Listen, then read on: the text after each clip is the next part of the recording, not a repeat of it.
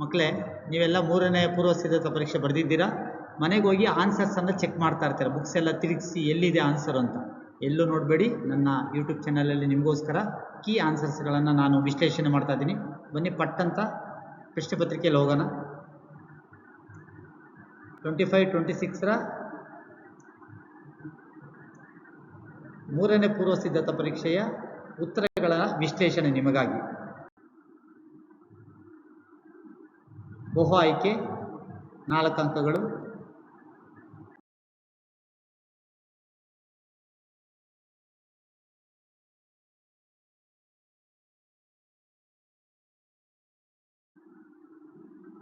Kannada ವರ್ಣಮಾಲೆಯಲ್ಲಿರುವ ಅವರ್ಗೀಯ ವ್ಯಂಜನಗಳ number ಸಂಖ್ಯೆ 9, 6, 10, 2.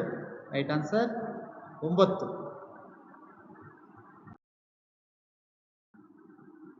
ಅನುಕರಣ ಅವ್ಯಯಕ್ಕೆ ಉದಾಹರಣೆ ಅವಳಿ ಜವಳಿ, ಬೇಗ ಬೇಗ, ಸುಮ್ಮನೆ, ಜುಳು ಜುಳು. ಜುಳು ಜುಳು ಅನ್ನೋ ಶಬ್ದ ಅಲ್ವಾ ಅನುಕರಣೆ ಮಾಡ್ತೀರಿ. ರೈಟ್ ಆನ್ಸರ್ ಜುಳು ಜುಳು ಆಗಿದೆ.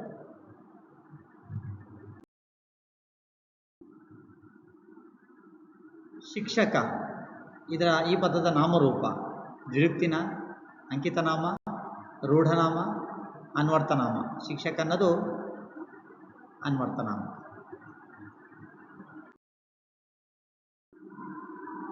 ಮಾತಿಲ್ಲ, ಸಂಧಿ, ಆಗಮ, ಆದೇಶ, ಲೋಪ, ಸವರ್ಣ ದೀರ್ಘ. ಮಾತು ಹೂ ಲೋಪ ಆಗುತ್ತೆ, ಲೋಪ ಸಂಧಿಗೆ ಓಟು. ಒಂದು ವಾಕ್ಯದ ಪ್ರಶ್ನೆಗಳು 12 ಇರುತ್ತೆ.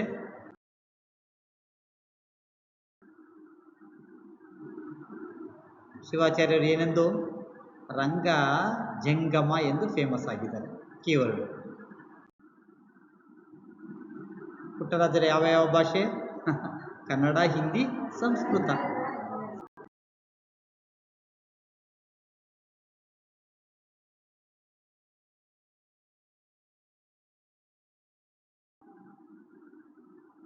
ಅಕ್ಕಿಗೂಡಿನಲ್ಲಿ ಯಾವುದರ ಸಮನ್ವಯತೆ ಇದೆ?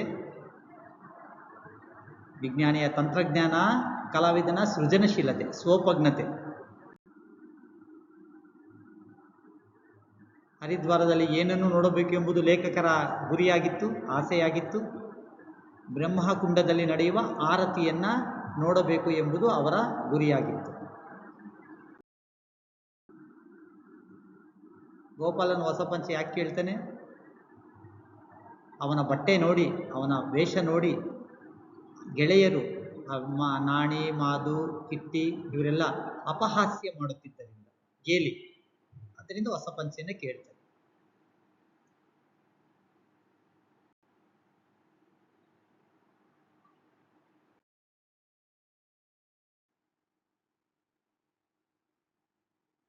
ಸೌಜನ್ಯವು ಹೇಗೆ ಅರಳಬೇಕು? ಸೌಜನ್ಯವು ಹೂವಿನಂತೆ ಅರಳಬೇಕು.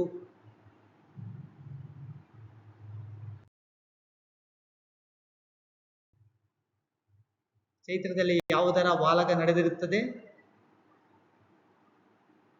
ನೆಲ ಮುಗಿಲ ನಡುವೆ ವಾಲಗ ನಡೆದಿರುತ್ತದೆ. CPK ಅವರು ಮಾನವನ ಬದುಕನ್ನು ಇಬ್ಬನಿ ಯಾಕಿರ್ಬೇಕು ಆ ರೀತಿ ಅಂತ ಹೇಳ್ತಾರೆ. ಇಬ್ಬನಿ ರವಿಕಿರಣಕ್ಕೆ ಮೌನವಾಗಿ ಕರಗುತ್ತದೆ, ಆದ್ದರಿಂದ ಮಾನವನ ಜೀವನ ಇಬ್ಬನಿ ಈ ರೀತಿ ಇರಬೇಕು ಅಂತ ಹೇಳಿದ್ದಾರೆ.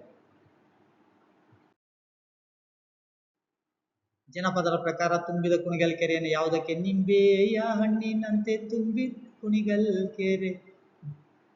ನಿಂಬೆಯ ಹಣ್ಣು ತುಂಬಿದ ಕುಣಿಗಲ್ ಕೆರೆ.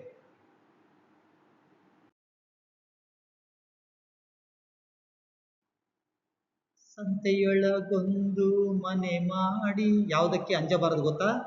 ಹೆದರಬಾರದು ಗೊತ್ತಾ? ಶಬ್ದಕ್ಕೆ ನಾಚಿದುಡೆಂತಯ್ಯ.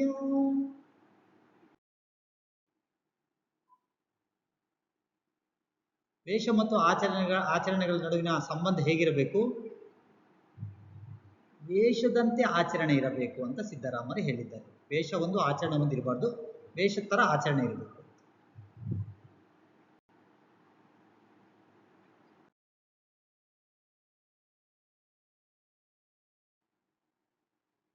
ಕೌರವನ ಸೇನೆ ಉತ್ತರನಿಗೆ ಹೇಗೆ ಕಾಣಿಸಿತು? ವಿಶಾಲವಾದ ಕಡಲಿನಂತೆ ಕಾಣಿಸಿತು. ಸಮುದ್ರ ಸಾಗರ ಅಂತಲೂ ಬರಿಬಂದು.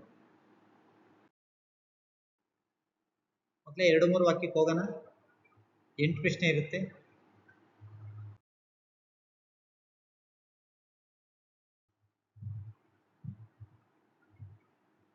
ರೈತನ ಕಷ್ಟಗಳು, ಭೂಮಿ ಬರಡಾಗುತ್ತಿದೆ, ಮಳೆಯ ಅಭಾವ, ದಲ್ಲಾಳಿಗಳ ಹಾವಳಿ, ಮಾರುಕಟ್ಟೆಯ ಸಮಸ್ಯೆ, ಕ್ರಿಮಿಕೀಟಗಳ ಹಾವಳಿ, ಉತ್ತಮ ಬೀಜಗಳ ಕೊರತೆ, ವಿದ್ಯುತ್ ಸಮಸ್ಯೆ, ಅತಿವೃಷ್ಟಿ, ಅನಾವೃಷ್ಟಿ.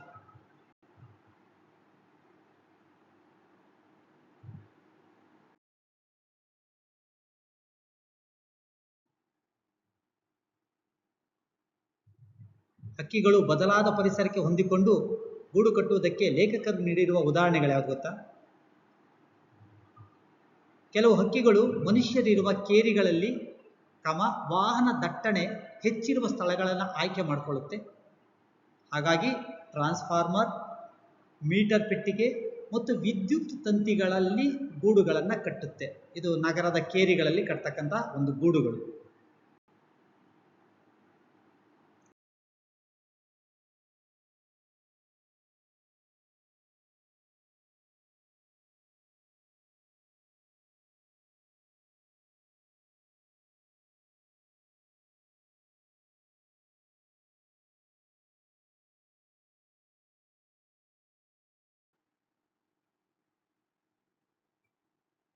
ಲೇಖಕರ ಹರಿದ್ವಾರವನ್ನೇ ಹೇಗೆ ವರ್ಣಿಸಿದ್ದಾರೆ?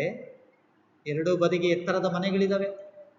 ನಡುವೆ ತಟ್ಟನೆ ಕಣ್ಣನ್ನು ಸೆಳೆಯುವ ಗೋಪುರಗಳು, ಗುಡಿ ಗೋಪುರಗಳು, ಇಕ್ಕಟ್ಟಾದ ಬೀದಿಗಳ ಸಾಲು, ಧರ್ಮಶಾಲೆಗಳು, ಪ್ರಾಚೀನ ಲಕ್ಷಣ ಹೊಂದಿದ್ದು ಗಲೀಜಿನಿಂದ ಕೂಡಿದೆ. ತುಂಬಾ ಗಲೀಜು, ಕೊಳಕು. ಇದು ಹರಿದ್ವಾರವನ್ನ ಲೇಖಕರು ವರ್ಣಿಸಿರೋದು.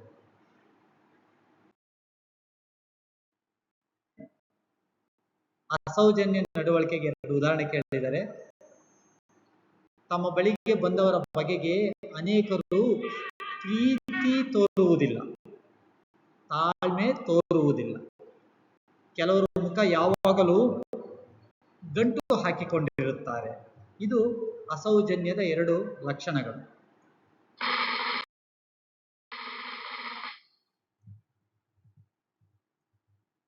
ಕೆರೆಯಲ್ಲಿ ಕಬ್ಬಕ್ಕಿಗಳು ಯಾವಾಗ ಬಾಯಿ ಬಿಡ್ತಾವ ಗೊತ್ತಾ?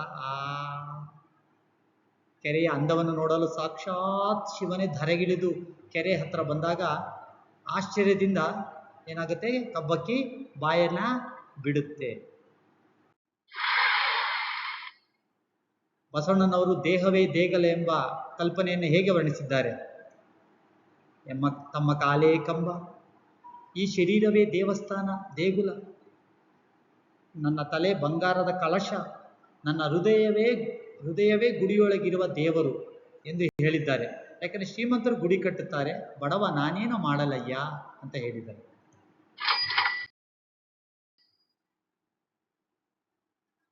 ಕಳ್ಳರ ಗುರುವಿನ ಮನಪರಿವರ್ತನೆ ಹೇಗಾಯಿತು ಗೊತ್ತಾ ಮಕ್ಕಳೇ?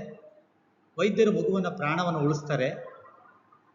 ಹೋಗ್ಬೇಕಾದ್ರೆ ಮನೆಗೆ, ಭೀಮಣ್ಣ, ಕೊಲ್ಲುವುದು ರಾಕ್ಷಸರ ಕೆಲಸ, ಕಾಯುವುದು ದೇವರ ಕೆಲಸ ಎಂಬ ಮಾತನ್ನ ಹೇಳಿ ಹೊರಡ್ತಾರೆ.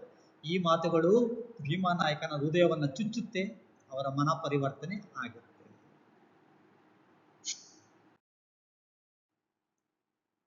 ಕನ್ನಡಿಗರ ಕಾವ್ಯ ರಚನಾ ಶೈಲಿ ಬಗ್ಗೆ ಶ್ರೀ ವಿಜಯ ಏನ್ ಹೇಳಿದ್ದಾರೆ?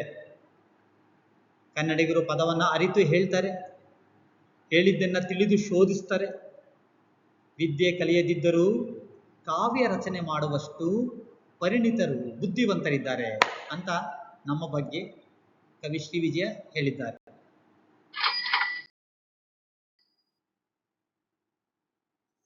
ಕವಿ ಪರಿಚಯ 3 ಮಾರ್ಕ್ಸ್.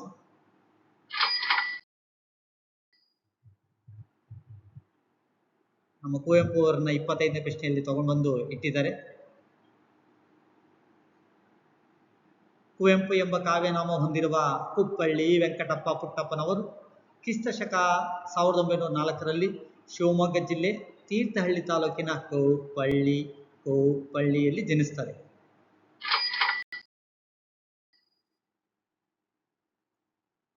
ಇವರು ನವಿಲು, ಪಾಂಚಜನ್ಯ, ಪಕ್ಷಿಕಾಶಿ ಎಂಬ ಪಯಮ್ಸ್ ಕವನಗಳನ್ನು, ಬೆರಳಿಗೆ ಕೊರಳ್, ಶೂದ್ರ ತಪಸ್ವಿ ಎಂಬ ನಾಟಕಗಳನ್ನು, ಮಲೆಗಳಲ್ಲಿ ಮದುಮಗಳು ಎಂಬ ಕಾದಂಬರಿಯನ್ನು ರಚಿಸಿದ್ದಾರೆ.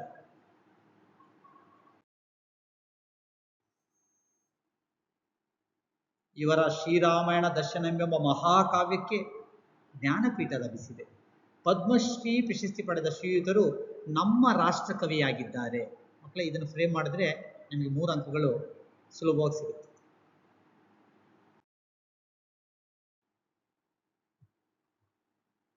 ಪದ್ಯವನ್ನು ಸಾರಾಂಶ ರೂಪದಲ್ಲಿ ಬರೆಯೋದು.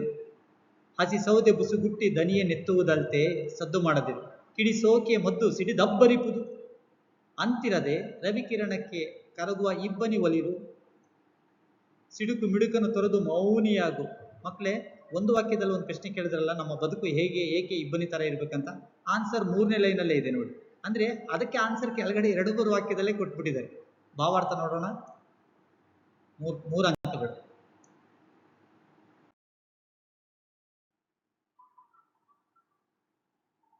ಈ ಭಾಗವನ್ನ CPK ಅವರು ಬರೆದಿರುವ ಸದ್ದು ಮಾಡದಿರು ಎಂಬ ಪದ್ಯ ಭಾಗದಿಂದ ಆರಿಸಲಾಗಿದೆ. ಕವಿ ಈ ಭಾಗದಲ್ಲಿ ಮನುಷ್ಯನ ಲೈಫ್ ಕುರಿತು ಹೇಳಿದ್ದಾರೆ. ಸೌದೆ ಹಸಿಯಾಗಿದ್ದಾಗ ಅದಕ್ಕೆ ಬೆಂಕಿ ತಾಗಿದರೆ ಅದು ಕಣ್ಣಿಗೆ ಉರಿ ತರುತ್ತೆ, ಕಿರಿಕಿರಿ ಉಂಟು ಮಾಡುತ್ತೆ. ಪಟಾಕಿ ಕಿಡಿ ಸೋಕಿದ ತಕ್ಷಣ ಜೋರಾಗಿ ಅಬ್ಬರಿಸಿ ಮಾಲಿನ್ಯವನ್ನು ಉಂಟು ಮಾಡುತ್ತೆ, ಪೊಲ್ಯೂಷನ್.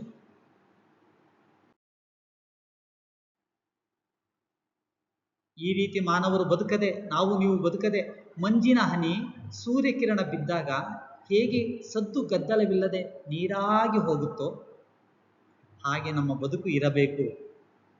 ಕೋಪ, ಅಹಂ, ಆಡಂಬರ ತೊರೆದು ಮೌನದಿಂದ ಜೀವನ ಸಾಗಿಸಬೇಕು ಅಂತ ಈ ಪದ್ಯ ಭಾಗದಲ್ಲಿ ಹೇಳಿದ್ದಾರೆ.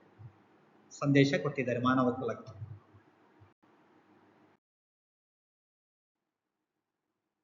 ಒಂದು ಇಂಟು 3 ಅಲಂಕಾರ.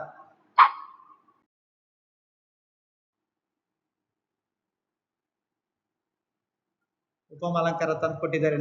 ನೋಡಿ ಅಂತೆ ಬಂತು ಚೈತ್ರದಲ್ಲಿ ನೆಲದಮ್ಮ ನವ ವಧುವಿನಂತೆ ಸಿಂಗಾರಗೊಳ್ಳುತ್ತಾಳೆ. ಉಪಮಾಲಂಕಾರ. ಇದು ಉಪಮಾಲಂಕಾರ. ಒಂದು ಮತ್ತೊಂದರಂತೆ ಇದೆ ಎಂದು ಹೋಲಿಸಿ ವರ್ಣಿಸಿ ಹೇಳೋದೆ ಉಪಮಾಲಂಕಾರ.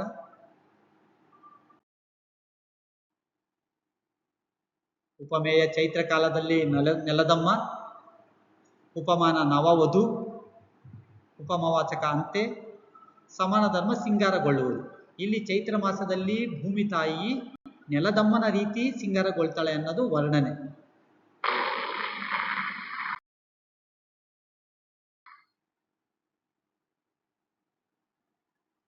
ಈ ಸಾಲಿನಲ್ಲಿ ಉಪಮೇಯವಾದ ನೆಲದಮ್ಮಳನ್ನು, ಭೂಮಿ ತಾಯಿಯನ್ನು ಉಪಮಾನವಾದ ನವವಧುವಿಗೆ ಹೋಲಿಸಿ ವರ್ಣಿಸಲಾಗಿದೆ.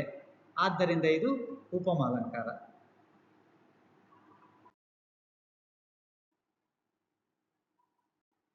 ಗಾದೆ ಮಾತು.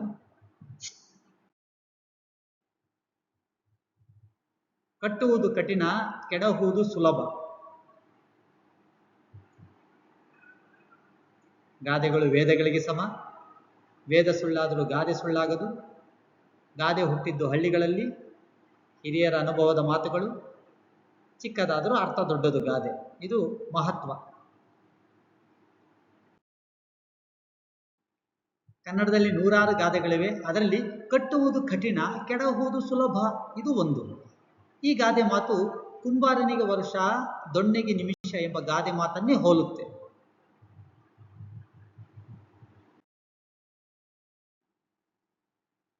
ಕುಂಬಾರ ಮಡಕೆ ಮಾಡಲು ಬಹಳ ಸಮಯ ಹಿಡಿಯುತ್ತದೆ. ಮಣ್ಣು ತಂದು ಅದನ್ನು ಹದ ಮಾಡಿ ಕುಲಾಲ ಚಕ್ರದಲ್ಲಿ ಹಾಕಿ ಅದಕ್ಕೆ ಒಂದು ರೂಪ ಕೊಟ್ಟು ಬೆಂಕಿಯಲ್ಲಿ ಸುಟ್ಟು ಮಡಕೆ ಮಾಡಲು 1 ವಾರ ಬೇಕಾಗುತ್ತೆ.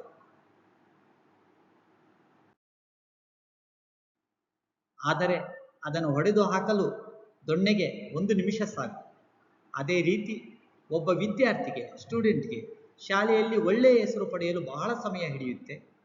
ಎಲ್ಲ ವಿಷಯಗಳಲ್ಲಿ ಚೆನ್ನಾಗಿ ಅಭ್ಯಾಸ ಮಾಡಿ ಒಳ್ಳೆಯ ಗುಣಗಳನ್ನು ಬೆಳೆಸ್ಕೊಂಡ್ರೆ ಆಗ ಅವನನ್ನು ಒಳ್ಳೆ ವಿದ್ಯಾರ್ಥಿ ಅಂತ ಅನ್ಕೊಂತೀನಿ. ಆದರೆ ಆ ಒಳ್ಳೆತನವನ್ನು ಹಾಳು ಮಾಡ್ಕೊಳ್ಳೋದಕ್ಕೆ ಆ ಒಳ್ಳೆತನವನ್ನು ಹಾಳು ಮಾಡಿಕೊಳ್ಳಲು 1 ಕ್ಷಣ ಸಾಕು. ಯಾವುದಾದ್ರು ಒಂದು ದುಶ್ಚಟ, ಕೆಟ್ಟ ಚಟ ಅಥವಾ ದುರ್ನಡತೆ ತೋರಿಸಿದರೆ ಅವನ ವ್ಯಕ್ತಿತ್ವಕ್ಕೆ ಕಪ್ಪು ಚುಕ್ಕೆ ಬೀಳುತ್ತೆ. ಅರಗಳಿಗೆಯಲ್ಲಿ ಅವನ ವ್ಯಕ್ತಿತ್ವ ನಾಶ ಆಗುತ್ತೆ. ಇದು ಗಾದೆ ಮಾತಿನ ಅರ್ಥ. ಸಂದರ್ಭ ಮಕ್ಕಳೇ 5 ಇರುತ್ತೆ. ಇಂತಹ ಒಣಮರದಲ್ಲಿ ಏಕೆ ವಾಸ ಮಾಡುತ್ತಿದ್ದೀಯ? ಆರಾಮಿತ್ರ ಅವರು ಬರೆದಿರುವ ಮಹಾಭಾರತದ ಪಾತ್ರ ಸಂಗತಿಗಳು ಎಂಬ ಪುಸ್ತಕದಿಂದ ಆಯ್ದ ಒಣಮರದ ಗಿಳಿ ಎಂಬ ಗದ್ಯ. ಇಂದ್ರನ ಗಿಳಿಗೆ ಹೇಳ್ತಾ ಇದ್ದಾನೆ ಈ ಮಾತನ್ನು.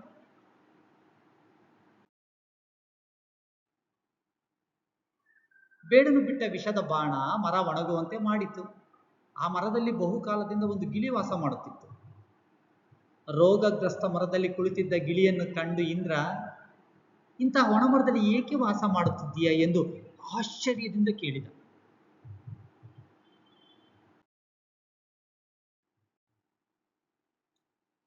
ಆ ಸಮಯದಲ್ಲಿ ಈ ಮಾತು ಬಂದಿದೆ. ಸ್ವಾರಸ್ಯ ಏನು ಗೊತ್ತಾ? ಗಿಳಿಯ ನಡತೆ ಕಂಡು ಇಂದ್ರನಿಗೆ ಉಂಟಾದ ಆಶ್ಚರ್ಯವು ಇಂತಹ ಒಣಮರದಲ್ಲಿ ಏಕೆ ವಾಸ ಮಾಡುತ್ತಿದ್ದೀಯಾ ಈ ಸಾಲಿನ ಸ್ವಾರಸ್ಯವಾಗಿದೆ. ಮಕ್ಕಳೇ, ಸ್ವಾರಸ್ಯ ನೀವೇ ಬರಿಬೇಕು, ಅದನ್ನು ವಿವೇಚನೆ ಮಾಡಿ ಬರಿಬೇಕು.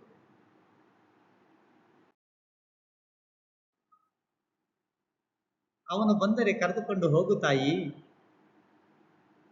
ರಮೇಶ ಗೌಡ ಅವರದು ಬರೆದಿರುವ ಗಾಣಯೋಗಿ ಪಂಡಿತ ಪುಟ್ಟರಾಜ ಗವಾಯಿ ಎಂಬ ಗದ್ಯ. ಪಂಚಾಕ್ಷರರು ಸಿದ್ದಮ್ಮನಿಗೆ ಹೇಳಿದ ಮಾತು.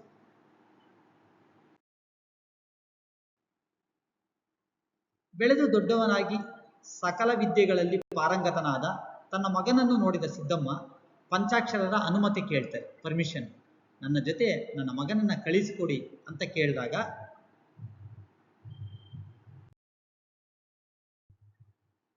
ಪಂಚಾಕ್ಷರರು ಈ ಮೇಲಿನ ಮಾತನ್ನು ಅವನು ಬಂದರೆ ಕರೆದುಕೊಂಡು ಹೋಗು ತಾಯಿ ಅಂತ ಹೇಳಿದರು. ಸ್ವಾರಸ್ಯ ನೋಡಿ ಮಕ್ಕಳೇ, ಪಂಚಾಕ್ಷರರ ನಿಸ್ವಾರ್ಥ ಗುಣ ಇಲ್ಲ. ಪುಟ್ಟರಾಜ ನನ್ನಲ್ಲಿ ಇರ್ಲಿ, ಗುರು ಸೇವೆ ಮಾಡ್ಕೊಂಡು ಬಿದ್ದಿರ್ಲಿ, ನಿಸ್ವಾರ್ಥ, ಸ್ವಾರ್ಥದ ಗುಣ ಅಲ್ಲ, ನಿಸ್ವಾರ್ಥದ ಗುಣ ಈ ಸಾಲಿನ ಸ್ವಾರಸ್ಯವಾಗಿದೆ.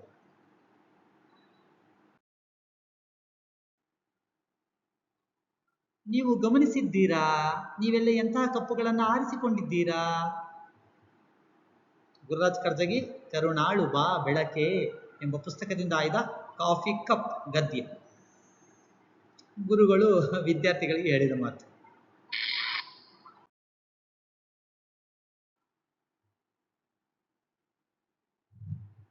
ಮನೆಗೆ ಬಂದ ವಿದ್ಯಾರ್ಥಿಗಳಿಗೆ ಕಾಫಿ ತಂದು, ಹಳೆಯ ವಿದ್ಯಾರ್ಥಿಗಳು ಮನೆಗೆ ಬಂದ ವಿದ್ಯಾರ್ಥಿಗಳಿಗೆ ಕಾಫಿ ತಂದು ಟ್ರೇನಲ್ಲಿ ಹಲವು ಕಪ್ಪುಗಳನ್ನು ತಂದಿಟ್ಟು ನೀವೇ ಕಾಫಿ ಹಾಕಿಕೊಳ್ಳಿ ಅಂತ ಹೇಳ್ತಾರೆ. ಮಕ್ಕಳು ಒಬ್ಬೊಬ್ಬರೇ ಒಂದೊಂದು ಲೋಟ ಆಯ್ಕೆ ಮಾಡಿಕೊಂಡು ಕಾಫಿ ಹಾಕಿಕೊಂಡು ಕುಡಿಯಲು ಪ್ರಾರಂಭಿಸಿದಾಗ ಗುರುಗಳು, ಮಕ್ಕಳೇ ನೀವು ಗಮನಿಸಿದ್ದೀರಾ? ನೀವೆಲ್ಲ ಕಾಫಿ ಕುಡಿಯಲು ಎಂತಹ ಕಪ್ಪುಗಳನ್ನು ಆಯ್ಕೆ ಮಾಡ್ಕೊಂಡಿದ್ದೀರಾ ಅಂತ ಆ ಸಮಯದಲ್ಲಿ ಮಾತು ಬಂದಿದೆ. ಗುರುಗಳ ಅತಿಥಿ ಸತ್ಕಾರ ಇದೆ, ಮತ್ತೆ ಜೀವನದ ಮೌಲ್ಯಗಳನ್ನ ಕಾಫಿ ಕಪ್ ಮೂಲಕ ಹೇಳ್ಕೊಡೋದೇ ಇಲ್ಲಿನ ಸ್ವಾರಸ್ಯವಾಗಿದೆ.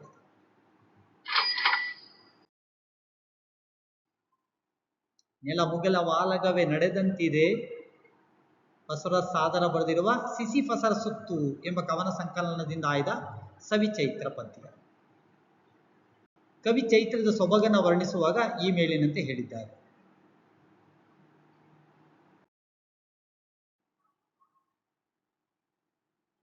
ಹಿಂದೂಗಳ ಹೊಸ ವರ್ಷ ಚೈತ್ರ ತಿಂಗಳು. ಈ ತಿಂಗಳು ಪ್ರಕೃತಿ ಹಲವು ಬಣ್ಣಗಳ ಚಿತ್ತಾರ ಕೆತ್ತಿದ ರೀತಿ ಸೊಗಸಾಗಿರುತ್ತದೆ. ಪ್ರಾಣಿ ಪಕ್ಷಿಗಳು ಹೊಸ ಉಲ್ಲಾಸದಿಂದ ತಮ್ಮ ತಮ್ಮ ಕೆಲಸಕ್ಕೆ ಹೊರಡುತ್ತದೆ ಎಂದು ಹೇಳುವಾಗ ಕವಿ ಈ ಸಾಲನ್ನ ಹೇಳಿದ್ದಾರೆ. ಸ್ವಾರಸ್ಯ ಏನು? ಚೈತ್ರದ ಸೊಬಗೆ ಅಲ್ವಾ, ಇಮ್ಮಡಿ ಆಗಿರೋದಲ್ವಾ, ಡಬ್ಬಲ್ ಆಗಿರೋದಲ್ವಾ ಸೌಂದರ್ಯ, ಇದೇ ಸ್ವಾರಸ್ಯವಾಗಿದೆ.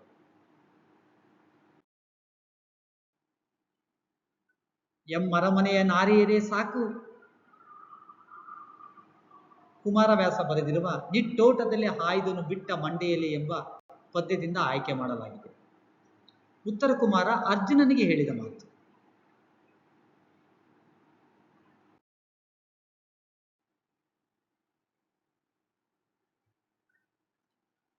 ಯುದ್ಧ ಭೂಮಿಯಿಂದ ಓಡಿ ಹೋಗುತ್ತಿದ್ದ ಉತ್ತರ ಕುಮಾರನನ್ನು ಹಿಡಿದು ಅರ್ಜುನ ಅರಮನೆಯಲ್ಲಿ ಹೆಂಗಳೆಯರ ಮುಂದೆ ಜಂಬ ಕೊಚ್ಚಿಕೊಂಡೇ ವೀರ ಎಂದು, ಈಗ ಏನಾಯಿತು, ನಡೆ ಯುದ್ಧ ಮಾಡು, ಕಾದು ನಡೆ ಎಂದಾಗ ಉತ್ತರನು, ನನಗೆ ಯಾವ ಇಂದ್ರ ಪದವಿಯೂ ಬೇಡ, ಯಾವ ದೇವತಾ ಸ್ತ್ರೀಯರು ಬೇಡ, ನನ್ನನ್ನು ಬಿಟ್ಟು ಕಳುಹಿಸು ಅಂತ ಬೇಡಿಕೊಳ್ತಾನೆ. ಆ ಸಮಯದಲ್ಲಿ ಈ ಮಾತು ಬಂದಿದೆ. ಉತ್ತರ ಕುಮಾರನ ಹೇಳಿತನ ಅಲ್ಲದೆ ಇನ್ನೇನು ಬಂದಿದೆ ಸ್ವಾರಸ್ಯವಾಗಿ ಇಲ್ಲಿ.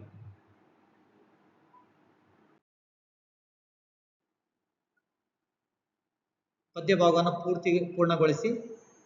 ಒಂದು ಬಾಣಕ್ಕೆ ಗುರಿಯು ಹಲವಿರುವುದುಂಟೆ, ಒಂದು ದೇಹದೊಳಾತ್ಮವೆರಡಿರುವುದುಂಟೆ, ಒಂದು ಜೀವನಕ್ಕೇಕೆ ಹಲವು ಸಾಧ್ಯಗಳು, ಒಂದೇ ಹೆಗ್ಗುರಿಗೆ ಹೋರಾಡು ಹಗಲಿರುಳು. ಮಕ್ಕಳೇ 2 ಪ್ಯಾರ ಇರುತ್ತೆ, ನಾನು ಒಂದನ್ನೇ ಸಾಲ್ವ್ ಮಾಡಿದ್ದೀನಿ ವಿಶ್ಲೇಷಣೆಯಲ್ಲಿ.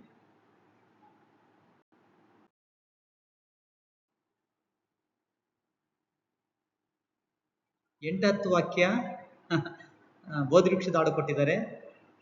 ಸಿದ್ಧಾರ್ಥ ಬುದ್ಧನಾದಾಗ ಉಂಟಾದ ಪ್ರಕೃತಿಯಲ್ಲಿ ಬದಲಾವಣೆ ಅಥವಾ ಆ ಪರಿಯನ್ನ ಸ್ವಾರಸ್ಯವಾಗಿ ನಮ್ಮ ಮಾತುಗಳಲ್ಲಿ ಹೇಳೋದಾದ್ರೆ, ಸಿದ್ಧಾರ್ಥ ತನ್ನ ಹೆಂಡತಿ ಮಗುವನ್ನು ಬಿಟ್ಟು ಅರಮನೆಯ ಸುಖ ಸಂಪತ್ತನ್ನು ತೊರೆದು ಬದುಕಿನ ಸತ್ಯ ತಿಳಿಯಲು ಕಾಡಿನ ಕಡೆ ಹೊರಡುತ್ತಾನೆ.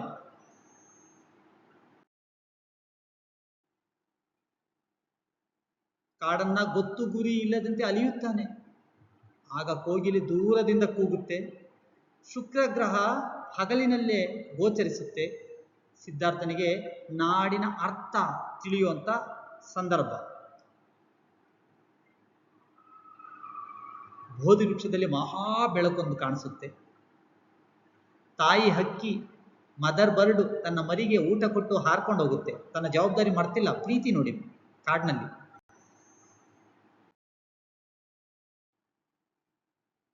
ಇರುವೆಗಳು ಹುತ್ತದಿಂದ ಸಾಲುಗಟ್ಟಿ ನಡೆಯುತ್ತವೆ. ನೀವು ಅಸೆಂಬ್ಲಿಯಲ್ಲಿ ನಿಂತ್ಕೊಂತಿರಲ್ಲ ಆ ರೀತಿ. ಬೆಳ್ಳಕ್ಕಿ ಬಾನಿಗೆ ನಿಚ್ಚಣಿಕೆ ಹಾಕುತ್ತೆ, ಏಣಿ ತರ ಹೋಗುತ್ತೆ ಬೆಳ್ಳಕ್ಕಿಗಳು. ಗೂಡಿನಲ್ಲಿ ಹಕ್ಕಿಗಳ, ಚಿಕ್ಕ ಹಕ್ಕಿಗಳ ಧ್ವನಿ ಕೇಳಲು ಆಹಾ ಹಿತವಾಗಿರುತ್ತೆ. ಸಿದ್ಧಾರ್ಥ ತಾನು ಕಂಡುಕೊಂಡ ಸತ್ಯವನ್ನು ಜನರಿಗೆ ತಿಳಿಸಲು ಬುದ್ಧನಾಗಿ ಹೊರ ಬರ್ತಾನೆ. ಒಂದಷ್ಟು ಅಂಶಗಳನ್ನು ಇಟ್ಕೊಂಡು 8 ವಾಕ್ಯ ನಾನು ಇಲ್ಲಿ ಫೋಕಸ್ ಮಾಡಿದ್ದೀನಿ ಮಕ್ಕಳೇ.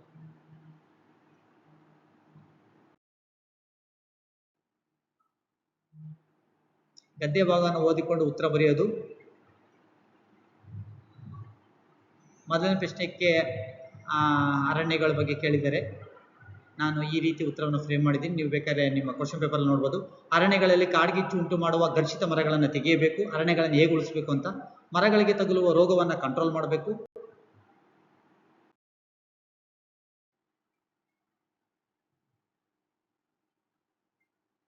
ಕಾನೂನು ಬಾಹಿರವಾಗಿ ಮರ ಕಡಿಯೋರನ್ನ ತಡೆಗಟ್ಟಬೇಕು. ಸಸಿಗಳನ್ನ ನೆಡಬೇಕು. ಆ ಅಂಶಗಳನ್ನು ತೆಗೆದ್ರೆ ಒಂದನೇದಕ್ಕೆ ಉತ್ತರ ಆಗುತ್ತೆ.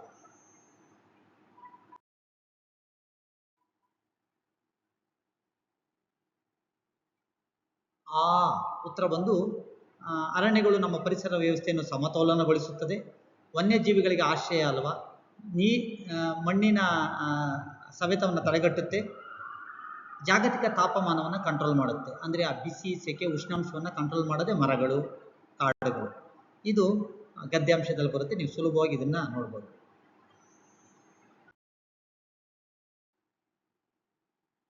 ಮಕ್ಕಳೇ, ಪ್ರಬಂಧವನ್ನ ನಾನು ಸಮಯದ ಸದುಪಯೋಗ, ಸತ್ತು ಪ್ಲಸ್ ಉಪಯೋಗ, ಟೈಮ್, ಕಾಲವನ್ನು ತಗೊಂಡಿದ್ದೀನಿ.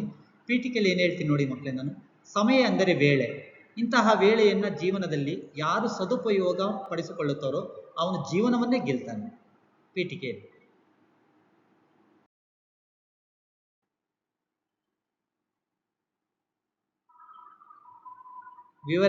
ವಿವರಣೆಯಲ್ಲಿ ನೋಡಿದ್ರೆ, ಮಿಂಚಿ ಹೋದ ಕಾಲಕ್ಕೆ ಚಿಂತಿಸಿ ಫಲವಿಲ್ಲ ಎಂಬ ಗಾದೆ ಮಾತಿನಂತೆ ಕಾಲ ಎಂಬುದು ಪ್ರತಿಯೊಬ್ಬರಿಗೂ ಮಹತ್ವ. ಯಾರು ಸಮಯದ ಹಿಂದೆ ಓಡುತ್ತಾರೋ ಅವರು ಜೀವನದಲ್ಲಿ ಸಾಧಕರಾಗ್ತಾರೆ.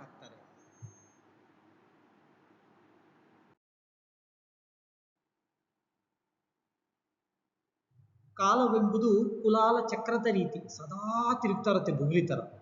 ಈ ಭೂಮಿ ಬಣ್ಣದ ಬುಗುರಿ ಆ ಶಿವನೇ ಚಾಟಿ ಕಣೋ ಅನ್ನೋದು ಸಮಯದ ಬಗ್ಗೆ ಹೇಳಿರೋದು. ಈ ಚಕ್ರದ ಸುತ್ತ ನಾವು ಸುತ್ತಬೇಕು. ಇಲ್ಲವಾದರೆ ವಿಫಲತೆಗಳ ಸುತ್ತಬೇಕಾಗುತ್ತೆ. ನಾವು ಫೈಲೂರ್ ಕಡೆ ಹೋಗ್ಬೇಕಾಗುತ್ತೆ. ನಾವು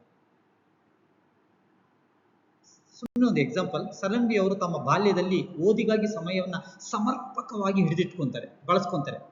ಸಮಾಜದಲ್ಲಿ ಎಂಥ ಹುದ್ದೆ ಭಾರತ ರತ್ನಕ್ಕೆ ಭಾಜನರಾಗ್ತಾರೆ ಅವರು.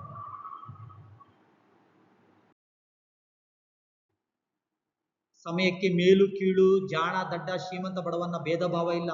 ಎಲ್ಲರನ್ನೂ ಸಮಯ ಒಂದೇ ಗೆರೆಯಲ್ಲಿ ತಗೊಂಡೋಗುತ್ತೆ. ನಾವು ಅದನ್ನು ಸರಿಯಾಗಿ ಉಪಯೋಗಿಸ್ಕೊಬೇಕು. ವಿದ್ಯಾರ್ಥಿಗಳು, ನೀವು ಸಮಯಕ್ಕೆ ಸರಿಯಾಗಿ ಓದಿ ಉತ್ತಮ ಫಲಿತಾಂಶ ಪಡೆಯಬೇಕು.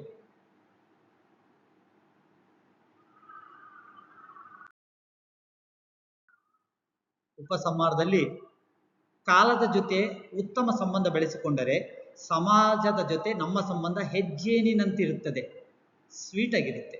ಆದ್ದರಿಂದ ಸಮಯದ ದುರ್ಬಳಕೆ ಮಾಡಬೇಡಿ ಮಕ್ಕಳೇ. ಅದನ್ನು ಸರಿಯಾಗಿ ಮೌಲ್ಯವನ್ನು ತಿಳ್ಕೊಂಡು ಸದುಪಯೋಗ ಮಾಡ್ಕೊಳ್ಳಿ.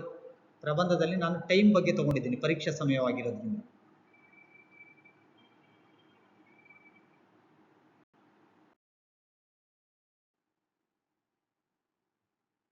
ಪತ್ರಲೇಖನ ನಾನು ಫಾರ್ಮಲ್ ಲೆಟರ್ನ ತಗೊಂತೀನಿ.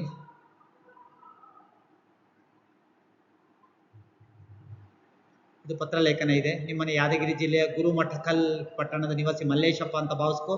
ಬೀದಿ ದೀಪಗಳು, ಸ್ಟ್ರೀಟ್ ಲೈಟ್ ಸರಿ ಇಲ್ಲ, ರಿಪೇರಿ ಆಗಿದೆ ಅಂತೇಳಿ ಪಂಚಾಯತಿ ಅಧ್ಯಕ್ಷರಿಗೆ ಒಂದು ಪತ್ರ ಬರಿ ಅಂತ ಇದೆ. ನಾನು ನೋಡಿ ಪತ್ರಲೇಖನ ಹೇಗೆ ವಿನ್ಯಾಸ ಮಾಡ್ತೀನಿ.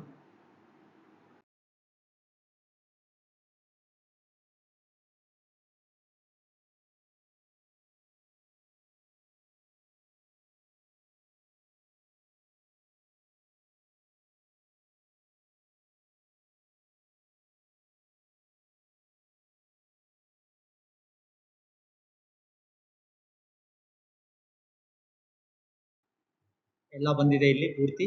ಇವರಿಂದ ಮಲ್ಲೇಶಪ್ಪ, ಗುರುಮಠಕಲ್ ಪಟ್ಟಣ, ಯಾದಗಿರಿ. ಇವರಿಗೆ ಪಂಚಾಯತಿ ಅಧ್ಯಕ್ಷರಿಗೆ, ಗುರುಮಠಕಲ್ ಪಟ್ಟಣ, ಯಾದಗಿರಿ. ಮಾನ್ಯರೇ, ವಿಷಯ ಬೀದಿ ದೀಪ ಸರಿಪಡಿಸಿ ಸರ್.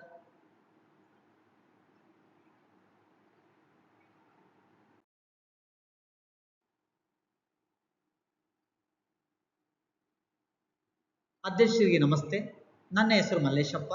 ಮೇಲಿನ ವಿಷಯದನುಸಾರ ತಮಗೆ ಈ ಮನವಿ ಪತ್ರ ಬರೆಯಲು ಕಾರಣ, 2 ದಿವಸದ ಹಿಂದೆ ಬೀಸಿದ ಬಿರುಗಾಳಿಗೆ ನಮ್ಮ ಊರಿನ ಬಹುಪಾಲು ಬೀದಿ ದೀಪಗಳು ಹಾಳಾಗಿದೆ, ಕೆಟ್ಟು ಹೋಗಿದೆ. ಇದರಿಂದ ವಾಹನದಾರರಿಗೆ, ಮಕ್ಕಳಿಗೆ ಮತ್ತು ಹಿರಿಯರಿಗೆ ಬಹಳ ಕಷ್ಟವಾಗಿದೆ ಗಾಡಿ ಓಡಿಸಲು, ಓಡಾಡಲು. ಸಾಕಿ ಈ ರೀಸನ್ ಹೇಳಿದೆ.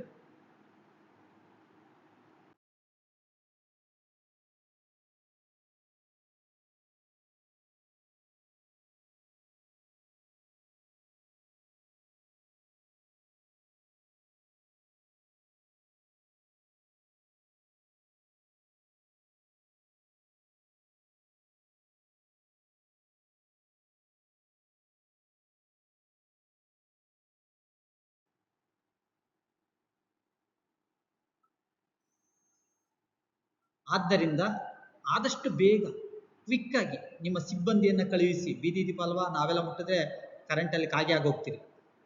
ಸಿಬ್ಬಂದಿಯನ್ನು ಕಳುಹಿಸಿ ಆ ಕೆಟ್ಟು ಹೋಗಿರೋ ಬೀದಿ ದೀಪಗಳನ್ನು ಸರಿಪಡಿಸಿ ಸರ್. ಮಕ್ಕಳಿಗೆ, ಹಿರಿಯರಿಗೆ ಮತ್ತು ಕಳ್ಳರಿಗೆ ಬಹಳ ಖುಷಿನೇ, ಆದರೆ ನಮ್ಮಂಥ ನಾಗರಿಕರಿಗೆ ಕಷ್ಟ ಸರ್. ಧನ್ಯವಾದಗಳು ಸರ್, ಇಂತಿ ತಮ್ಮ ವಿಶ್ವಾಸಿ ಸರ್ ಅಂತೇಳಿ ಕೊನೆಯಲ್ಲಿ 2 ಅಡ್ರೆಸ್ಸನ್ನು ಬರೆದ್ರೆ ಲೆಟರ್ ರೈಟಿಂಗ್ ಎಂಡ್ ಆಗುತ್ತೆ. ಹಲೋ ಮಕ್ಕಳೇ, ಕಂಪ್ಲೀಟ್ 80 ಅಂಕಗಳ ಪ್ರಶ್ನೆಯನ್ನು ಸಮಯಕ್ಕೆ ತಕ್ಕಂಗೆ ಸಮಯವನ್ನು ಉಪಯೋಗಿಸ್ಕೊಂಡು ನಾನು ಹಿಡಿದಿಟ್ಟಿದ್ದೀನಿ. ಇದನ್ನು ಗೋತ್ರೂ ಮಾಡಿ ಹುಡುಕಿ ಉತ್ತರ ಸಿಗುತ್ತೆ. ಫೈನಲ್ ಎಕ್ಸಾಮ್ಗೆ ಯಾವ ಥರ ವಿನ್ಯಾಸಗಳು ನಡೆಯುತ್ತೆ ಪ್ರಶ್ನೆ ಪತ್ರಿಕೆ ಅಂತ ನಾನು ಅಪ್ಡೇಟ್ ಮಾಡ್ತಾ ಹೋಗ್ತೀನಿ. ಇಷ್ಟೆಲ್ಲ ವಿಡಿಯೋ ನೋಡಿರ್ತೀರಲ್ಲ, ಒಂದು ಸಬ್ಸ್ಕ್ರೈಬ್ ಮಾಡಿ. ವಿಡಿಯೋ ನೋಡ್ತಾ ಇದ್ದೀರಾ, ಅದೇ ಸಬ್ಸ್ಕ್ರೈಬ್ ಕೇಳ್ತೀನಿ ನಾನು. ಪ್ಲೀಸ್ ಒಂದು ಕಮೆಂಟ್ ಮಾಡಿ, ಚೆನ್ನಾಗಿದೆಯೋ ಚೆನ್ನಾಗಿಲ್ಲ ಅಂತ. ನೀವೇನು ಕೊಟ್ಟರು ಬೇವು ಬೆಲ್ಲ ಥರ, ಬೇವು ಕೊಟ್ಟರು ಓಕೆ, ಬೆಲ್ಲ ಕೊಟ್ಟರು ಓಕೆ. ಮತ್ತು ಅದನ್ನು ಶೇರ್ ಮಾಡಿ ಅಂತ ಹೇಳಿ ನನ್ನ ಯೂಟ್ಯೂಬ್ ಚಾನಲ್ನಲ್ಲಿ 80 ಅಂಕಗಳ ವಿಶ್ಲೇಷಣೆ ನಡೆದು ಕೀ ಉತ್ತರಗಳನ್ನು ನಿಮಗೆ ಊಟವಾಗಿ ಕೊಟ್ಟಿದ್ದೀನಿ. ತಿಂದು ಜೀರ್ಣ ಮಾಡ್ಕೊಳ್ಳಿ. Thank you so much.